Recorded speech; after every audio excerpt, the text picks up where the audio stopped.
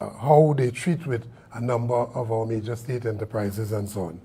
So the discussion that we would have had just earlier on, we would have discussed with the Honorable Leader of the Opposition in a bit of a detail these outstanding negotiations. I want to give you a sense of what that is. We have wage and salary negotiations outstanding for a wide group of workers in this country as far back as 2015, 2016 to present. And so those groups fall under T&Tech, NP, University of the West Indies, UTT, Kariri, Cipriani College of Labor, and all of them are waiting on a mandate, this mandate thing that they have to wait on from the CPO. And unless there's a mandate from the CPO, those negotiations are stalled. And therefore the workers in those sectors are being denied wage and salary adjustments. So we are discussing a joint approach or the assistance of the Leader of the Opposition to treat with these wage and salary negotiations to whatever extent that we can be assisted to get them going. We also have a number of job evaluations that were done in the case of Trinidad and Tobago Postal Workers Union, completed since as far back as 2011. And the CPO is yet to respond to a request from the particular union, that is the Trinidad and Tobago Postal Workers Union, to have that job evaluation exercise that was completed implemented. So that was completed and it is to be implemented. And I should tell you too that over the last 2 or 3 weeks, the Trinidad and Tobago Postal Workers Union wrote to the CPO requesting that exercise be implemented, and to date, there continued to be a level of disrespect, no acknowledgement or no response to move that issue forward. So we will be very happy to get the assistance of the Leader of the Opposition in that regard. And then we spoke a bit about labor legislations, outstanding labor legislation. You would recall us going across the length and breadth of the country, discussing in a tripartite arrangement that these pieces of labor legislation that forms what is described as the Industrial Relations Act, that there should be amendments to that piece of legislation that would allow for workers to be treated fairly. The former Minister of Labor, one Jennifer Batiste Primus, would have been headed, as Minister of Labor, would have been heading that exercise. Business, labor, and government, agreeing on a number of low-hanging fruits where they can take to the Parliament, have that law change, and the workers will benefit. That has not happened. This Minister of Labor, even more silent than any previous Minister of Labor, has refused to bring that piece, those changes, several pieces of legislation to the Parliament. Refused. And so a number of other priorities for this government to bring to the Parliament, but nothing to do with labor. So we see where their priorities are. And therefore we had that discussions, and we have commitments in that regard to assist us in moving that forward. And finally, we want to say that we had also discussed the issues of the property tax and the issue of the increases in utility rates.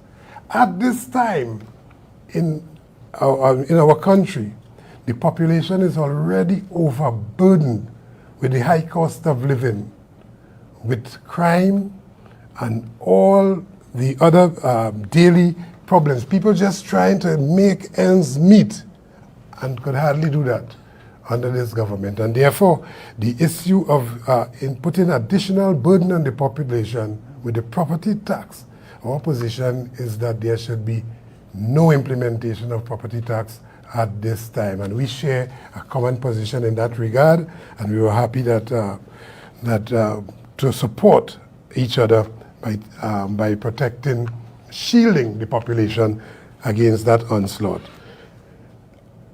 The same approach goes for the increase in utility rates. No increase in the TNTEC rates, and also no increase in water rates or any other utility rates at this time.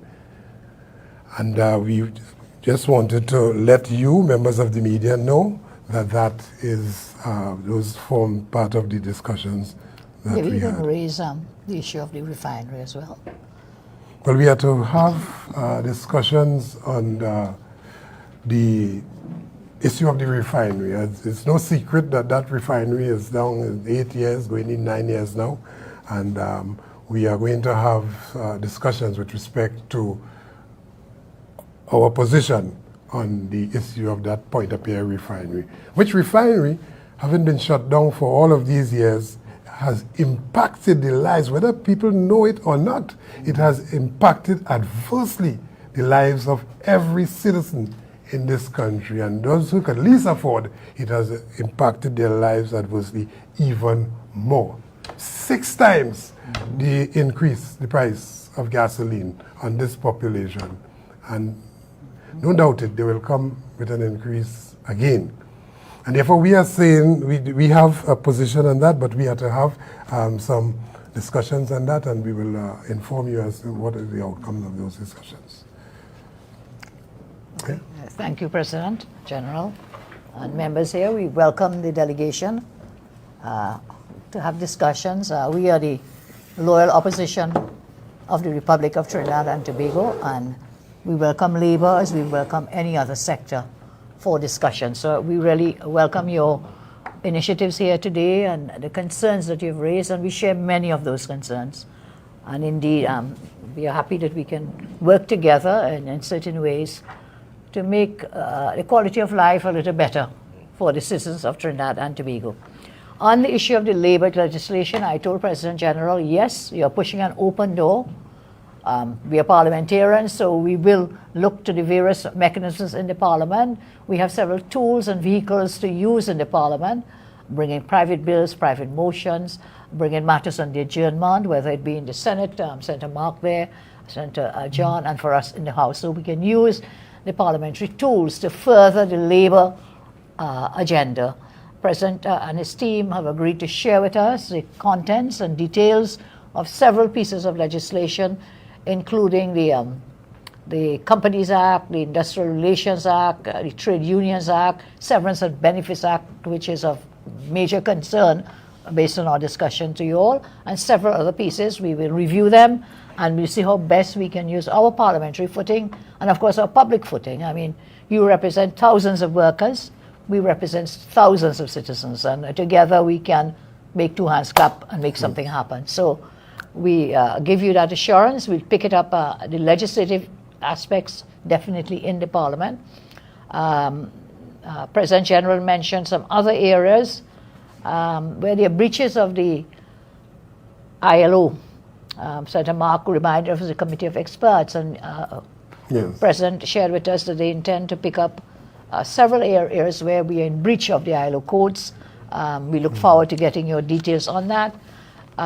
With respect to wage negotiations, again, you remember we had offered 14%, now it's gone down to what, 4%? And now 0% for some outstanding wage negotiations. So we have to push back. As I said, we have to raise our voices for the voiceless, and we are very happy to be joined by the trade union movement here today and other days as we continue in our fight for the working class of the people of Trinidad and Tobago. Outstanding negotiations, property tax, we share the same view. Utility rates, we share the same view. And we look forward to having further discussions with JTM on the way forward for Trinidad and Tobago. And I look forward to receiving your comments and your suggestions about the Point-à-Pierre refinery. We shared some preliminary remarks on it that since that refinery shut down, as you said, it has impacted the life of every citizen. Because when gasoline goes up, when fuel prices goes up, everything else increases. And we talked about a simple thing about paving roads. Petrotrin and Lake Ashwell made the bitumen. We now have to import bitumen to pave roads, so we could never import enough. We don't have the forex to import enough, and we're not earning the forex as we used to earn out of that refinery.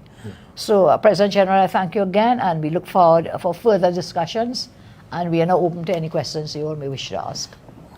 Good afternoon, President General and Dr. Chandra. A quick question. People will look at this as something not new, right? And I know the Labour opposition plays an integral part in Parliament as well when it comes to legislation. At this time, people are looking at this as, is this Labour and opposition making that same platform as we saw in the past? Would you want me to answer first, or would you like to? But, what platform? In the past, we have seen Labour with the opposition, especially to go against the government. So I'm asking, is this a start of that? Could there be sort of an avenue into that? Because clearly we are seeing some of the issues that you are sharing is similar issues that the opposition shares as well in the Parliament as well. So I'm asking, is this the platform that we can see? Another, let me rephrase the word platform, right? Could we see that synergy happening? Yes, the answer, yes. Yes, the answer is yes. And we were very happy to hear the commitment from the leader of the opposition to assist with moving these issues. Remember, these are not new issues. All of these issues are before this government. They changed 2 ministers of Labour, and both of them have refused to move these issues forward. The previous one, the Honorable Jennifer Baptiste Primus, former Minister of Labour, would have done a number of consultations on all of these issues. You yourself would have covered a number of these sessions throughout the length and breadth of the country. We agreed on that, those amendments being brought to the Parliament, and it did not see the light of day. In fact, we understood that it did not find favor with the top leadership in the cabinet, with certain ministers, and of course, we were reliably informed that it did not find favor with the dictator. Thank you. Well, we share several issues. We may have differences on some, but I think at the moment the nation is suffering, the population is suffering, especially the working classes. We have a prime minister who has publicly said the rich will get richer. He's concerned about the rich getting richer. But we are concerned about the poor and the vulnerable, who make up the majority of people in this country. And where we share similar views, we can work together. So we use the word platform. It's not a platform. This is something I take very seriously, because I see that suffering on a daily basis in my constituency and wherever I visit, wherever I go.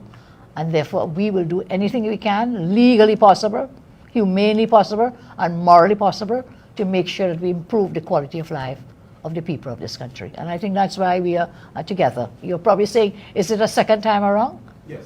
And what's wrong with a second time around? A second time will be better than... Yes. The consistency of the Labour movement Yes. in treating with issues. So... and you know, as you talk about that, did recall, we continue to be consistent in that regard, and that we will meet with any group that is interested or share our agenda to make the lives of the people of this country better. The people of the country right now is under living hell. And this is not a government for the labor movement and workers in this country. Okay, can we move along, please? Yeah. Any other questions? I have one quick question. Mr. Professor, there are certain quarters in the United National Congress that is asking for internal elections. And what is the... What is my take? Well, I don't want to involve GTOM in this, in family business, but I'll say this. Look, our party is a very strong party. We remain committed to the party's constitution and to the laws of the land. And thirdly, you know, you have some wannabes, I wish them good luck, and say we remain committed to the party's constitution. We'll follow the party's constitution. And anyone who wants to jump the gun will wait their turn. Now is not the time for that. The focus, we must stay laser focused on doing all that we can to rescue the people of this country. So good luck to the wannabes. Sometimes their ambitions outweigh their talents. I wish them good luck. Thank you very much. That's it. That's internal business. Yes.